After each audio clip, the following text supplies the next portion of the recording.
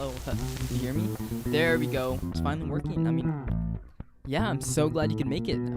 The first thing I really ask is just, where are you calling from? Texas.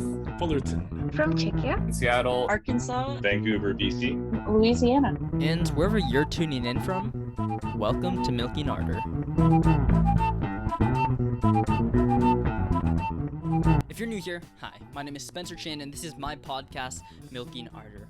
Every week, I interview people from around the world and hear people's life lessons that they've learned, experiences they've faced, and the passions they're pursuing. If this sounds interesting to you at all, please share with all your friends so we can share as many stories as possible, because this is primarily word-of-mouth advertising. Look, I know I've been taking several breaks from Milking Ardor, but I am here to say I'm finally back, stronger than ever, and we are here for episode 17. On this week's episode, we are going to be hearing from Hahn, who tells his story of his hardships, Kaitlyn, who discusses passion projects, then finally Lyle from Therapy Gecko. And now before we hear from our first guest, Hahn, I'm going to cue sponsorship, and before anything else, I just want to say Happy Halloween.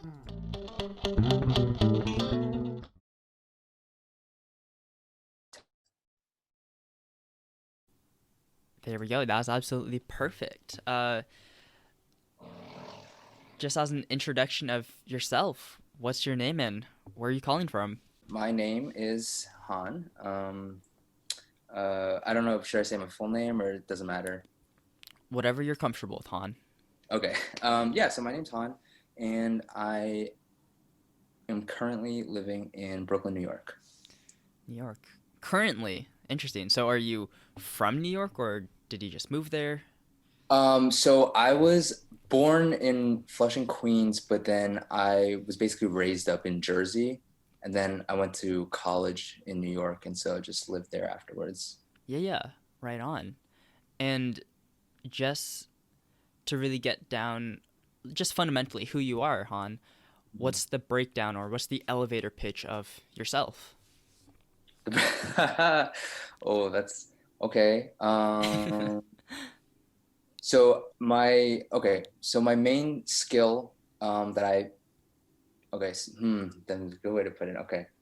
So basically I went to school for film, and I guess that's kind of like my main career path, but I stray away from that all the time. I love making music. I love just multimedia in general. That includes, painting and sketching and sculpting, all of that stuff.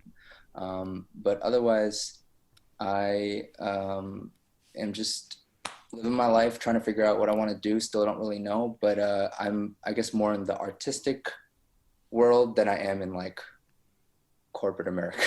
Yeah. Did you always think you were going to get into this field, or you're going to school to learn film, or did you always think you were going to create, Hahn? I think since I was young, I was always curious in the artistic realm, and it like runs in my family. I didn't know this, but after my grandfather on my dad's side passed, I figured out that he was actually a film editor back in Korea in like the, heydays of filmmaking features that back there. And in high school, I learned this love for film, and I didn't know that before, and also music, and then that kind of just pushed me forward. Right on. And so, like, what projects have you worked on before, or are you working on a project? So I've done like so many random things, everything from commercials to music videos to short film. Right now, the one thing that I'm working on is actually on TikTok, just sharing my story with people. And it's something that I've always wanted to do since the start of my whole journey. But I guess now I have like a real reason to keep, doing it. Yeah, it's kind of hard to back down with the large following you've really built yourself. Yeah, it's unreal. Yeah, just to touch on that, what is this story you're sharing on TikTok? So basically it started out with me just wanting to kind of diary my progress, but also where I've come from. And basically it's that I've battled with eczema since I was a little kid. And I've used steroids, topical steroids, on and off throughout the years to ease that, to relieve the eczema. And it wasn't until last year that it stopped working really, and so I stopped using the steroids because I had heard so many negative side effects of it moving forward, especially when it stops working. And so me and my girlfriend, we did a bunch of research, and we came to the decision that, you know, it would be best for me to hop off, knowing that, you know, it was going to be a hard process. And so that's where I've been since last September, just battling this topical steroid withdrawal. And that's what I want to document and what I want to show. Yeah. Yeah, and while along with sharing your journey, your story, rather than just doing the story specifically, but you also post very motivational and just really heartwarming messages of, I gotta keep going. Yeah, I I appreciate you saying that. To me, it's not motivational, but I, like, for example, my girlfriend is always sending me, you know, other TikToks to watch, and I was scrolling through the hundreds that she sent me yesterday, and one of them stuck with me. It was this girl who was saying that she was scrolling through her feed, and she was seeing all these beautiful girls or women or people, and she just felt like she wasn't beautiful and she was ugly. And I saw that and stuck with me. And immediately after that, I was like, okay, I'm just gonna make a video right now, because that's not okay. So I made the video. I said, you know, hey, you know, you're beautiful. You know that, right? And so it's something like that. It's just spontaneous, and like all those other little things. I just want people to be happy, you know. Yeah, especially now where we're all isolated, and it's very easy just to compare ourselves to others. And while it might not always be super glamorous, you know, on social media, because of just kind of how toxic it is to always portray your best self, it's so easy to just get in the slumps and be like, I'm not as pretty, or I'm not as smart as a person. Yeah. I think it's really amazing that you just have this natural inclination and this drive to lift people up. Thank you, man. I appreciate that. To me, it just comes naturally. Like I'm not like trying to force anything, you know? Yeah, right on. And then do you feel like, just as a content creator, now that you've gained this large following, you have to change yourself to meet people's expectations of this persona, this person you've portrayed yourself as? I'm really glad you asked me that. I was talking about this with my girlfriend of my family recently. Yeah. And the pressure is definitely there. But it's pressure. It's good pressure. It's like this urgency that I have to get this stuff out, because there are so many people that have like flooded my inboxes with just like messages of not only love and support and strength, but like people that just felt like they were alone, like they were misunderstood, and no one, you know, knew what they were going through. And those are the people that I specifically want to reach out to, and you know, I'm still trying to get through all these messages, but that's really the only pressure I feel. But I'm really trying to step back and also realize, like, I want this to be good, you know, so I want to take my time with it. What do you mean it has to, like, you want it to be good? Like, you want the message to come out the way you want it to be, or what do you exactly mean, Hahn? Okay, so yeah, let me clarify. When I say good, I mean, like, I don't want to rush it, you know? Basically, yeah. Yeah. You really want to get down and portray what you want to the person reaching out or whatever. Yeah. Right on. I know this was super quick and short, Hahn, but that's typically how these things go. Do you have any last minute thoughts? And of course, anything you want to shout out? Last minute thoughts. Yeah, just know that anyone out there who's going through anything difficult, you're not alone. And you might not feel loved and beautiful right now, but you are loved and you are beautiful. And every day, no matter what you do, your body's always healing. It's gotten you this far. You're listening to this now, right? Lots of love, and know that it's okay to feel low. You know, if we didn't feel low, we would never know what it's like to feel high. So Beautifully said, Hahn. Anything you want to shout out? Anything you want to shout out, Hahn?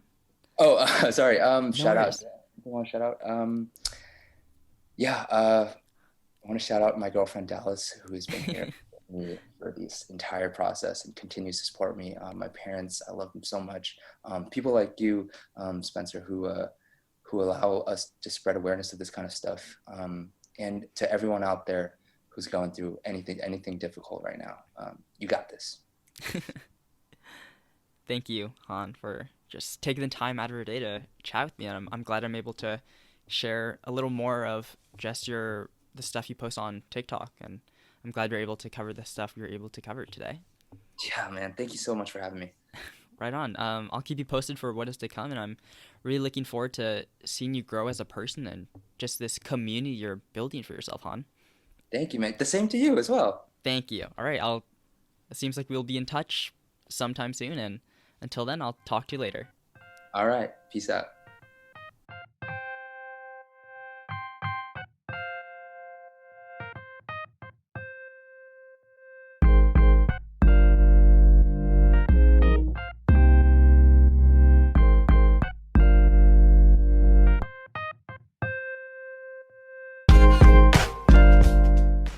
Six, 7, 8, 9, and 10. That was absolutely perfect, Kaitlyn. Amazing. Once again, thank you just so much for taking the time to chat with me. No problem. No, this is super cool. I don't even know what's going on, but I'm so down. Yeah. I kind of had a feeling that I didn't really explain things too well and that you're just kind of hopping this blindly, but yeah, but it's okay. Like, I'm so down for that. Like, at this point, like, I just graduated UT and I'm like looking for work and like helping students out and like doing a whole bunch of different stuff, but just like fun stuff. Like, so I'm like, chill. I hear you, Kaitlyn. So this basically what's about to happen is we're just gonna get to know who you are. Oh, yeah, solid. Okay. Right on. I mean, so the first thing I normally ask is just, what's your name and where are you calling from? Yeah, so my name is Kaitlyn. I'm calling from Texas, and I live in Austin, so. Right on. And what's the elevator pitch of yourself, or what's kind of a quick overview of who you are, Kaitlyn? Yeah, sure. So I just graduated UT in May. In advertising and HDO, so I was a double Very major. exciting. Yeah.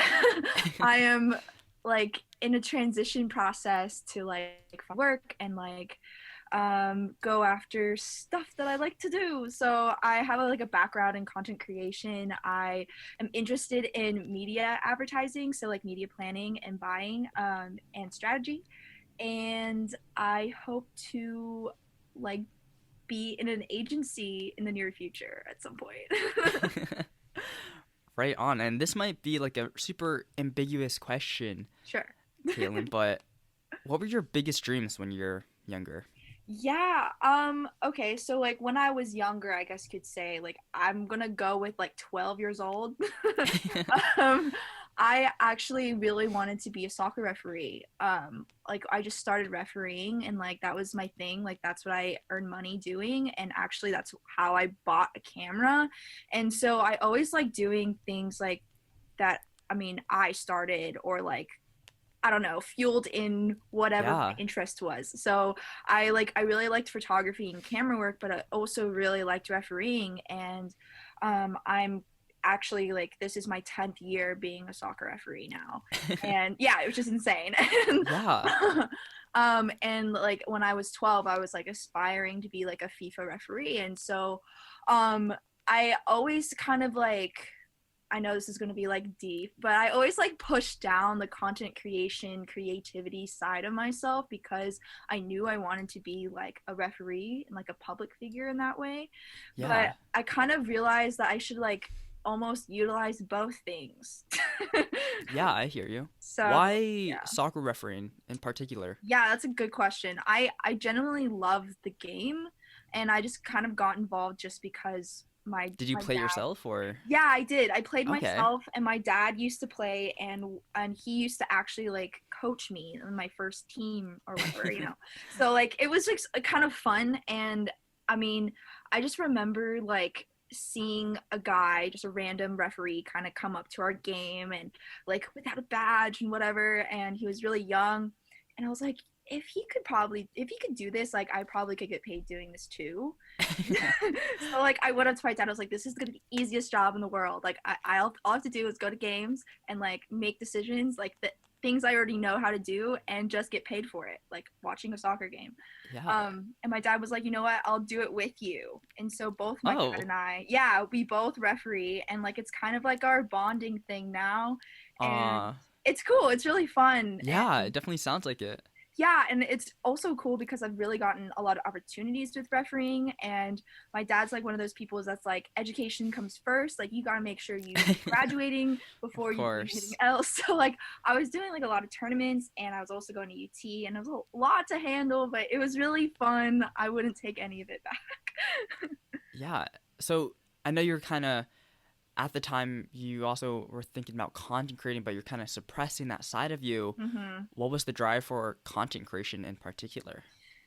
I'm not really sure like if it was like, oh, I want to talk to a camera and like be on screen all day. It wasn't really like about that. It was more about like being helpful and in like breaking down ideas and informing people about certain things. Mm. And so like almost like making the time valuable in a way. Like I think that was like one of the things I really liked when it came to content creation, because you're kind of like thinking about how can I like be expressive and creative but also be helpful and valuable at the same time. I love problem solving like that. Like that's something I really like Yeah. to do. So I kind of just like, I mean, I don't know, it was just like experimenting. It was like a way for me to be artistic and creative because I don't have any drawing skills. I don't act, like I can't dance, like anything like that, but like I can always try to do those things. It's just that was what that kind of drew me to photography and video. It was just kind of like that problem solving aspect of like how can I like make this interesting and fun. Yeah. I mean, how did you start off with your photography or video Yeah, that's a creation? really great question. Like I said before, like I bought my first camera with my first paychecks. Yeah, from Um, refereeing. yeah, and but the thing is, like, what kind of sparked that idea was my sister actually. She did a lot of theater, and there was a Mm. specific summer camp that she'd go to, and the teacher got to know both me and her because they just she was a twin sister, like I'm a twin, and so they were like interested, like, oh, who's your twin? um and so what they ended up doing like with they actually asked me to get involved, but in a different way. They asked me to like help with the filming aspect and photography because that's something that he liked to do with this acting camp. It was like on screen and on stage, so like he taught both the cameras and like the stage part. So Yeah. he wanted me to help him with the video stuff, and that was kind of my first like exposure to what filmmaking was about, but also photography. Like he did all of it, and so like he was like the first person that kind of showed me that, which was really interesting and inspired me to get a camera, which was also really fun. And I went back to volunteer at that specific theater camp over and over, like year after year. Hmm. And just like that was just something that was really fun, and that's kind of why I kept doing it. And yeah, like that was kind of like the initial thing that happened. Yeah. Right on. And just to like fast forward to today, Yeah. how has your, because obviously I know, but the listeners don't know, you went from doing theater Yeah, theater camp video work, basically. theater camp, and now you're transitioning to. I'm basically right now what I'm doing is a lot of TikToks and just being trying to be Hey, say it with pride. No need to I like be so okay. shy about it. Yeah, like no, you're right. You're totally right. Like I'm a creator on TikTok, and that's the thing. Like I always felt like this is weird. Like this is not a thing, It is, yeah. but it totally is. It totally is something that I genuinely like to do, and it's not something that I really wanted, like really thought and like committed time to, and now I have the time to commit to it a little bit more. I feel like that's something like I really enjoy, so why not? Like that's just kind of how I felt about it, I guess. So Yeah, I definitely hear you. yeah, it's just been really interesting, like coming from like doing that filming stuff at theater camp, and then like I transitioned into doing like actual promotion and publication stuff, like social media aspect, to another summer camp that was like, it was crazy. I just was volunteering a lot with camera work, and Yeah. I was just like, you know, I know how to do this, so if I want to do it, like I wanted to do it for me now. I didn't just want to do it for a brand or a company or a camp. Like I felt like that was the thing I was missing, and from, you know, doing the stuff with, oh sorry, from No doing the worries. stuff with like other camps and other people, like I just kind of felt restricted. So I Yeah. wanted to do something that was just me, and that's why TikTok happened. Yeah, and do you want to kind of explain like the type of content specifically you're doing, like this niche? Yeah, so like basically like how that started. So I guess you would say my niche is like UT admissions, basically like UT college advice. And like on my TikTok I talk a lot about like rec letters, about like apply Texas, and like how that process works, and like the questions you don't really think to ask, but when you kind of get stuck with trying to Yeah. apply, you don't really realize that there's other things that you just kind of need to know. And I Yeah. remember going through that process is just being completely lost. And I just can't imagine what's like now that we don't have like in-person school, that there's no counselors telling you how to do something, or like a teacher that you can actually interact with. So like that was kind of like what was like something that I was thinking about when I started making videos, but it was also because I was interning with the College of Liberal Arts, and I was getting a lot of admission questions. And I was like, ooh, I wonder if I made a video and if they could save it or like view it again and again and again, that maybe would be helpful. And so I just made a TikTok, and like it got like 20,000 views, and I was just like, wait, like this is actually a thing. Like actually genuinely people need help with this Yeah. specific thing. Like I just didn't really realize that I wasn't the only one, basically, and that other people could benefit from like me literally just walking through like a step by step, like a how to, like giving advice and stuff. Like I've always kind of wanted to do that. I love giving advice. I love talking to people, but I just never really thought about like, oh, like I really should just put myself on the internet. Like I should use the skills that I already Yeah. know and like put it all together. So yeah, that's what I kind of do now, and it's been really fun. It's been really fun. For sure, Kaitlyn. I mean, what are your next steps? Where do you see yourself? Where do you see yourself taking off in life? Yeah, that's a really great question as well, because like I feel like I'm a type of person that's like has multiple interests, and I know like there's a lot of people out there that are like, you know, I need to specialize in biology, I need to just do pre-med and that's like it, or oh sorry, sorry again. But you know what I mean, like a lot of people have a lot of different interests, and so I feel like I'm one of those people, and like it was really hard for me to navigate like what I wanted to end up doing, just because I had so many interests. And I think I realized now that I can utilize all of them and try to bring them all together, and not try to suppress one side over the other, because like that makes me, and that makes me different. And Yeah. a lot of messaging in high school is like, wait, you got to find your thing, you got to do one thing, you know. So I think in the future, I definitely want to combine a lot of different interests. Like that's basically the like why I was making that point. But Yeah.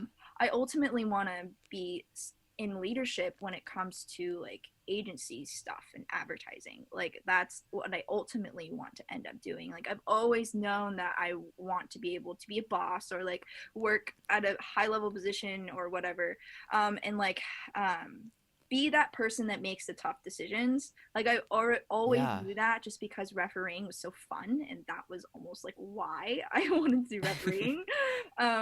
But like that's kind of how I want to translate it into like a career. I want to be able to yeah, make those difficult decisions. and think about ethics and like how that interacts with people, Yeah. not just study law. Like that's not what I ended up wanting to do, you know?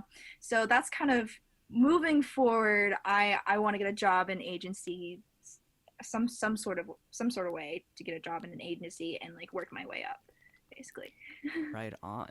Just Yeah. to close, Kaitlyn, do you have any last minute thoughts? And of course, anything you want to shout out? I think this is super cool, first of all. And like I think passion projects like this, like a podcast or like a blog or like even just doing stuff on Instagram or getting together with friends, like you don't really realize how much that can help you learn, even though like you're trying to impress recruiters or trying to Yeah. impress like college admissions or whatever.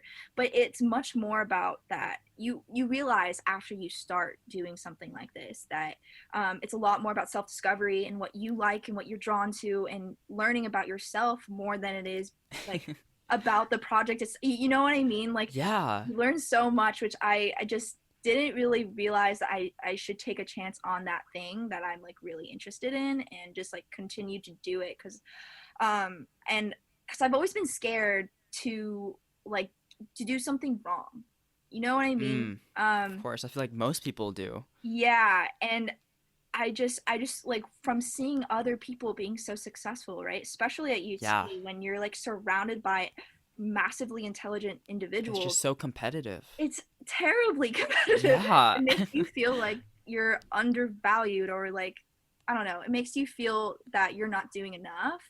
But I think it's just about like doing the thing you want to do, not necessarily not doing enough. And like, do you know what I mean? Like there's like a difference between the two of them. Yeah, I mean, you said it perfectly. There's with this whole Yeah. process of passion projects, it's all about self-discovery. Right. And so like for anyone that's interested in doing a thing that they want to do, I just want to say like if you don't start, like you never will be good at it, you know? So I remember just setting up my camera and being like, you know what, I'm gonna start, I'm just gonna do it, like this is because like I didn't know where to start, and there's no really starting point and there's no really ending point either. It's just Yeah. all a journey. And it's hard to really put yourself in a position where you have to understand and realize your Yeah. first video or your first content creation is not going to be perfect. But I was it's a always jumping so picky, so Yeah. picky.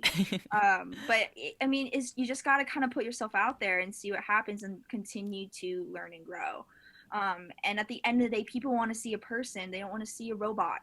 They don't want to see someone that's just like anything else on the internet, right? Like you can go to a website and find the same information that I'm giving, but it's coming from a human being and from like an experience that somebody had. And that's like the weight that you have too. Like even it doesn't need to be me. It could be somebody else, you know? So yeah, that I guess that would be something I would want to say. Right on. And of course, anything you want to shout out, Kaitlyn? Hook 'em horns. Nothing much, but yeah. Have a great day. Right on. I'll keep you posted for what is to come, Kaitlyn. And Yeah, for sure. I'll let you know what's going to happen next. Thanks so much for inviting me. Of course. Did I like come up on your For You page or something? I think you did. Okay. For the longest time, I was on entrepreneurship and just like college advice or just anything about that. And I think I saw one of your videos. I was like, hey, this person seems really bubbly and just a really great person.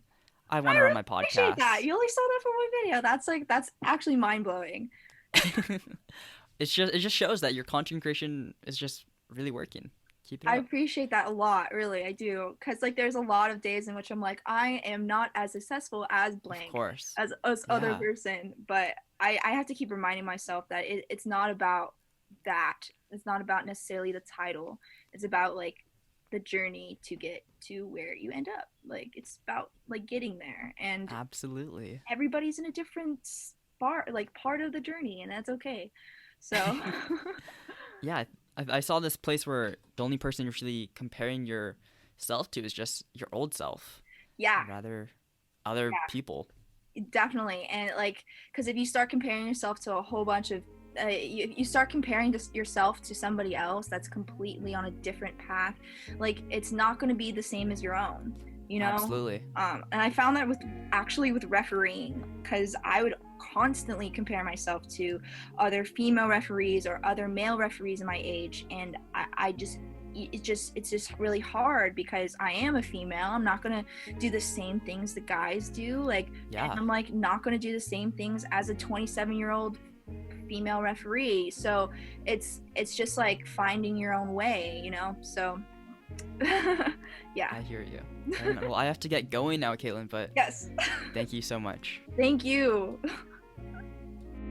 Music on the track.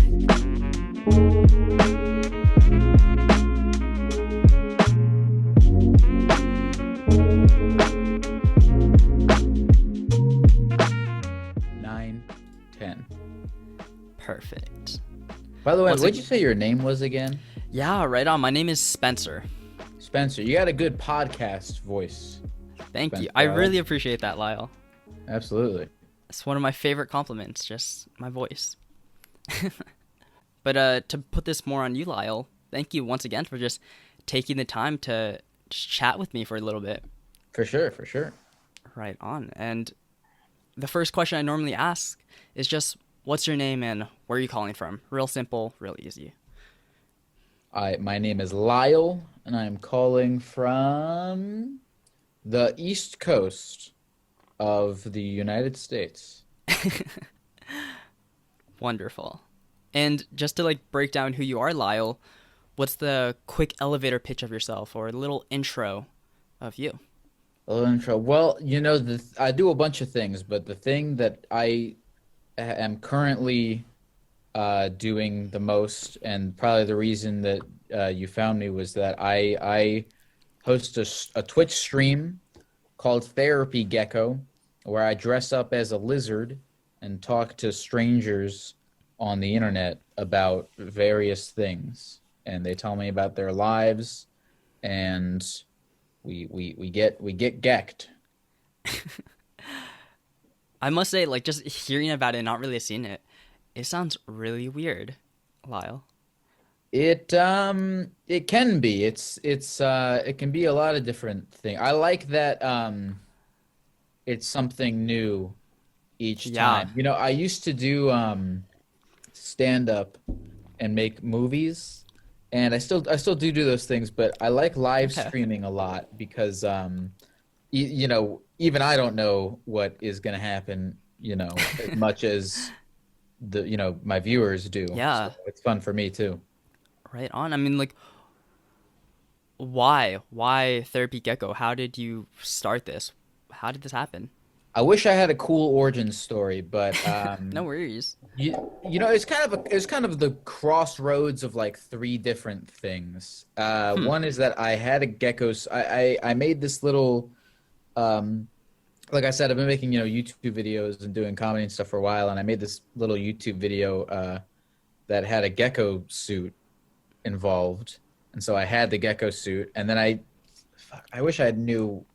I remember I had a note written down that said Therapy Gecko in my phone from November of 2019, and then 6 months later, I actually did it. But I guess a real answer to that is when quarantine happened, my friend and I would go live on Instagram Yeah. a lot, and we would just bullshit with. It would be like, you know, 2 or 3 people watching, and we would just bullshit on Instagram, and then sometimes I would just do it by myself, and it was fun. It was really fun, but you know, I was just doing it for, you know, people who I went to college and high school with, and part of me was wondering, like, I wonder if I could do this, you know, with strangers, you know, do streaming.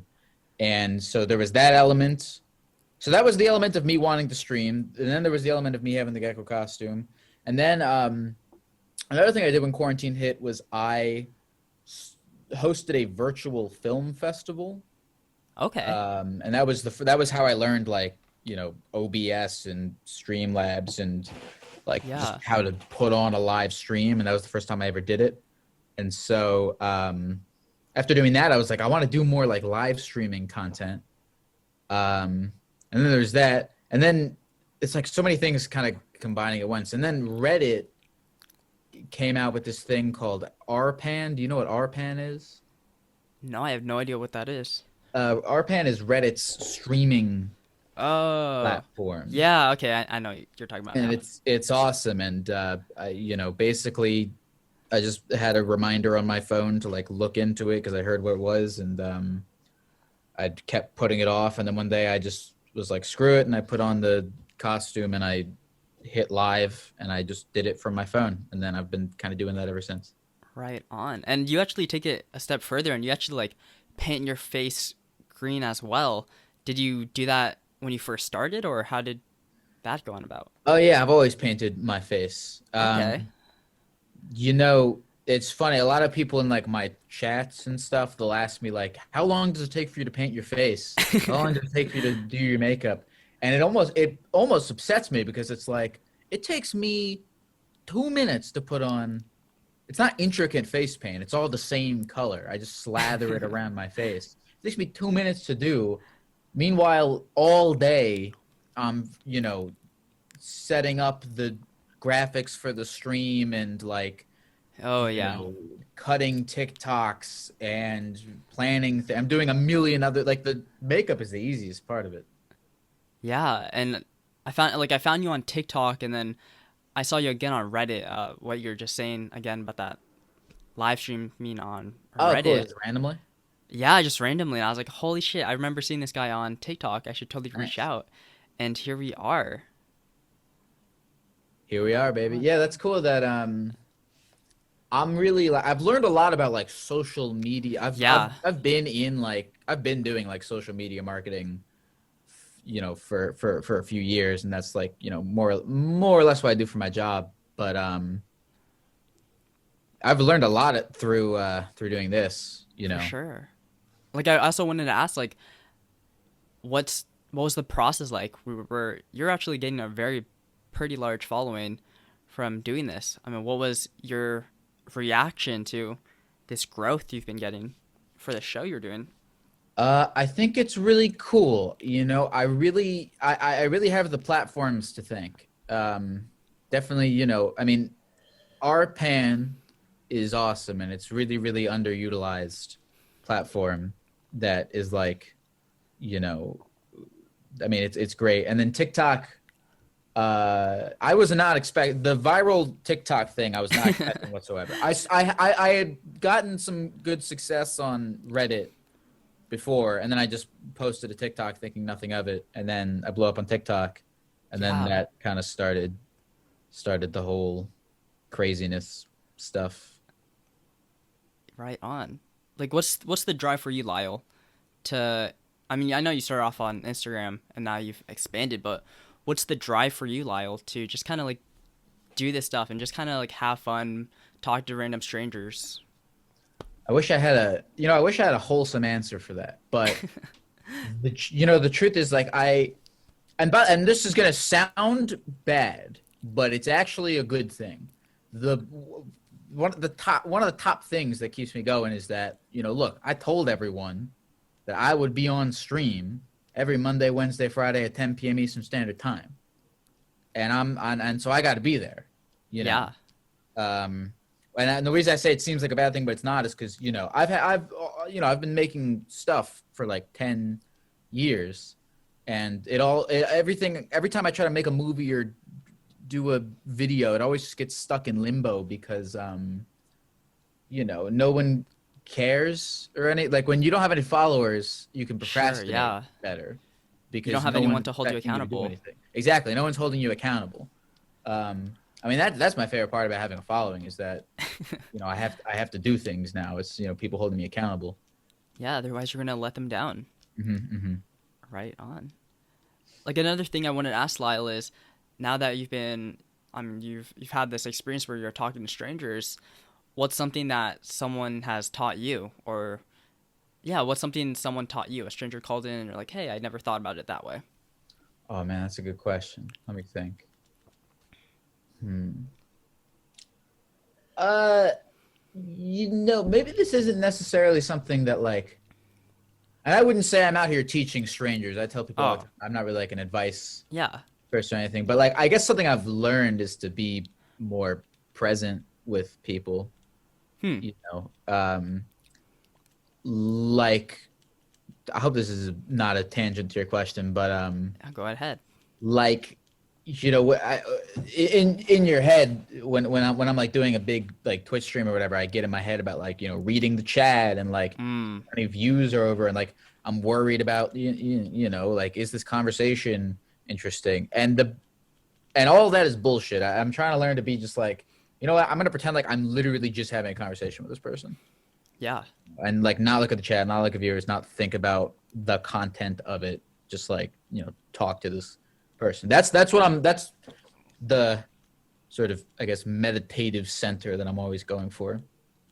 For sure. I think even just without streaming, I feel like everyone gets caught up in that, just trying to be in the present moment. Right. Yeah, I think maybe the real life version of it is like, you know, what does this person think of me while I'm talking to them? Like, how am I coming Yeah. off? You know, am I being entertaining to them? You know, and at the end of the day, like all that is bullshit, and I guess we just gotta just talk to people. Yeah, yeah. Not to like, you know, just shift gears, but Do whatever, man. Do what you got to do. you mentioned, I was just watching your stream just right before this, and you mentioned that you have to say that you're not a natural therapist. Did something happen before where you're like, ah, shoot, I should probably start saying I'm not a therapist? You, you know, I thought, you know, Spencer, I really did. I really, really, really thought that it would be blatantly apparent to 100% of people that I'm not a real therapist. I mean, for Christ's sake, you're dressing up as a gecko for thousands of people online, and yeah. Yeah, you know, what was I gonna say? Yeah, someone I start all the streams by saying that I'm not a therapist, and I don't say that because some people in the chat have been like, oh, he's afraid of getting sued now. I'm not. I don't say it 'cause I'm afraid of. I'm not fucking afraid of getting sued. You know how I was saying this on my stream today. You know how fucking ridiculous you would look if you tried to sue me I would show up to fucking court wearing the gecko suit, and immediately the judge would throw out the lawsuit, and you would look crazy. I say it because I really just say it because I don't want people to think to think I'm a therapist, or to even think that, like, I mean, to me, the like Therapy Gecko, like, is just, it just rolls off the tongue, and it's kind of funny to me. I'm Not name. Yeah, I like the name. And it sucks because I'm always terrified that, like, I don't want people to think that I'm like a self-help guru advice guy, or that I am a licensed therapist, or that I'm qualified to give advice. Like, you know, it's real. I was thinking about changing, and I might still do this at some point, but I was thinking about changing the name to Gecko Chat instead of Therapy Gecko, just because, like, it's chatting. I'm not. I do give advice sometimes. Only if I feel like if I feel like I'm qualified to give that advice, but I don't want to posture myself as an advice giving person. Yeah. I mean, you could kind of tell the implications of the word therapy. So I guess I could see the mix up, but Right. Yeah, that's the thing. It's Yeah. like, it's my fucking fault for naming it Therapy Gecko at the end of the day. You know, if I could be as frustrated as I want at people, you know, thinking that it's therapy when it's not, but I'm the genius who, you know, named it that. sure.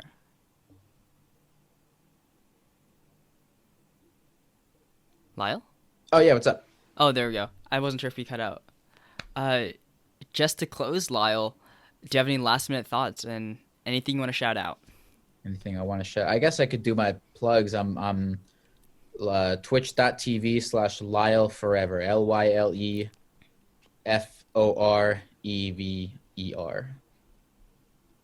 Right on. And shout out to you, Spencer. This is cool. Thank you. This, you know, we can talk about this later, but this is nice, man. It's cool that you're doing this at a young age. Respect. The honor's all mine. I love hearing people's stories, and as you could definitely learn from just your show, people are just so unique, and it's crazy how we live our different lives, but for many of us, we don't really experience that, and we're all in our head. So I love to just spread love and really build empathy through these stories. Beautiful. I'm looking forward to hearing you on NPR. Right on. I look forward to seeing you grow and see if you change your name or not, or all the strangers, anything bizarre happening to you. But until then, Lyle, I'll keep you posted for what is to come. All right, man. Thank you very much. Thank you.